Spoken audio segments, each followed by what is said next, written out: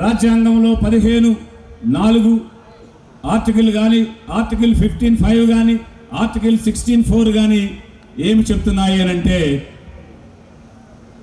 SC ఎస్టీల కోసం, ఓబీసీల కోసం ప్రత్యేకమైనటువంటి చట్టాలు తేవచ్చు, ప్రత్యేకమైన రాయితీలు ఇవ్వచ్చు.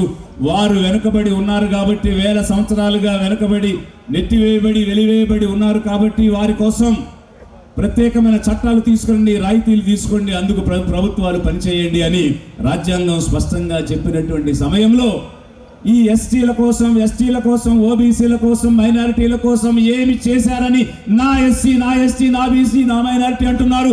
ఉన్న పథకాలు కూడా తీసేసినందుకు మీరు నా ఎస్సీ అంటున్నారా? ఏ రకమైనటువంటి ప్రత్యేకమైన చర్యలు చేయకుండా ఉండి నా ఎస్సీ అంటున్నారా? మీరేమో ఒకవైపు 2 మామిడికాయల కోసం వెళ్తే చంపేశారు, మాస్క్ అడిగితే చంపేశారు, మాస్క్ తీయకపోతే చంపేశారు. ఈ విధంగా మనుషుల ప్రాణాలు లెక్క లేకుండా ఒకవైపు చంపేస్తూ ఉన్నారు. ఈరోజు ఒక మహిళ ప్రసవించాలంటే ఒక ఆసుపత్రి లేదు, డోలీలో పెట్టుకుని పాడేరు నుంచి, అరకు నుంచి, రకరకాల ప్రదేశాలలో కొయ్యేరు నుంచి ఆసుపత్రికి వెళ్ళలేక ట్రైబల్స్ మహిళలు చచ్చిపోతూ ఉన్నారు. వారి కోసం ఏ ప్రత్యేకమైనటువంటి చర్యలు చేయకుండా, వారి కోసం ఏ ప్రత్యేకమైన అవకాశాలు తీసుకురాకుండా, వారి కోసం ఏ ప్రత్యేకమైనటువంటి పథకాలు కానీ, చట్టాలు కానీ చేయకుండా ఉన్నవి కూడా తీసేసి నరహత్యలు చేస్తూ, నరహత్యలు ప్రోత్సహిస్తూ,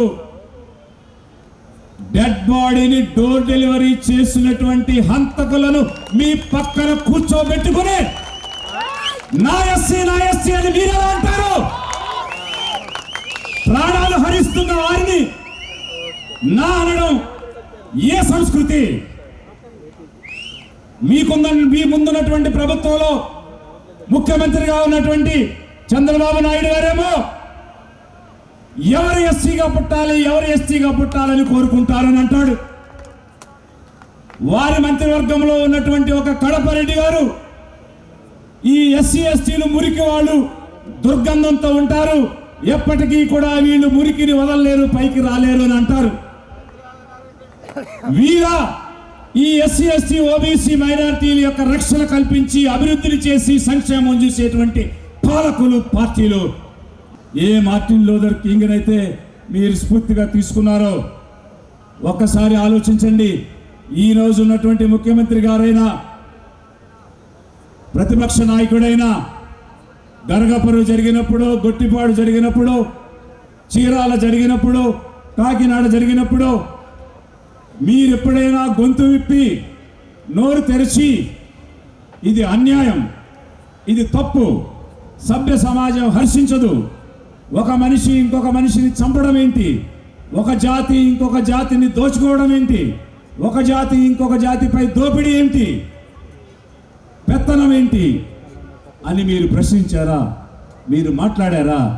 మీరిరువురు ఎప్పుడైనా ఈ అణగారిన జాతుల గురించి, వారిపై అత్యాచారాలు చేయొద్దు, అట్రాసిటీస్ కమిట్ కావద్దు, ఎందుకంటే మనుషులందరూ ఒకసారి ప్రకృతి నుంచి సమానంగా పుట్టబడ్డారు, ప్రకృతిలో నుంచి వచ్చిన మనుషులందరూ కూడా ఒక్కటే సమానమే, మనం ఆ రకమైనటువంటి వ్యత్యాసాలు పెట్టుకోకూడదు, వివక్ష చూపించకూడదు.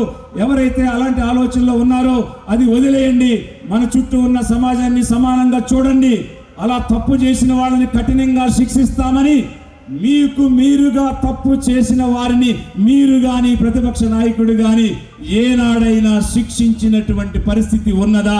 వారిని శిక్షించడానికి మీరు చర్యలు తీసుకున్న పరిస్థితి ఉన్నదా?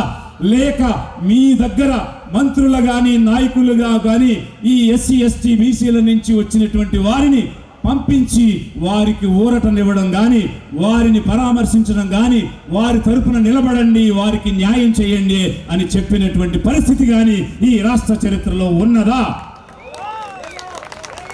అలా లేనప్పుడు ఈ ఎస్సీలకు మీరెలా నాయకులు అవుతారు? ఈ ఎస్టీలకు మీరెలా నాయకులు అవుతారు?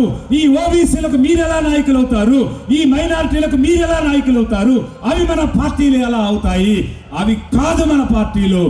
మన వేదికే మన పార్టీ, మన వేదికే మన అధిక జనుల కోసం నిలబడేటువంటిది. కాబట్టి ఇక పెత్తందారులు కింద నలగాల్సిన అవసరం లేదు. ఇక ఆధిపత్య వర్గాల నీడను బ్రతకాల్సిన అవసరం లేదు. మన కోసం మనం నిలబడొచ్చు, మన గౌరవాన్ని మనం కాపాడుకోవచ్చు, మన స్వాభిమానంతో మనం బ్రతకొచ్చు. ఒకరి నీడలో కానీ ఒకరి మోచేతి నీళ్లు కానీ తాగవలసిన అగత్యం కానీ తాగవలసినటువంటి అవసరం కానీ ఇక మనకు లేదు. ఈ ఫిబ్రవరి 14 నుంచి ఆంధ్రప్రదేశ్ రాష్ట్ర చరిత్ర మారబోతోంది.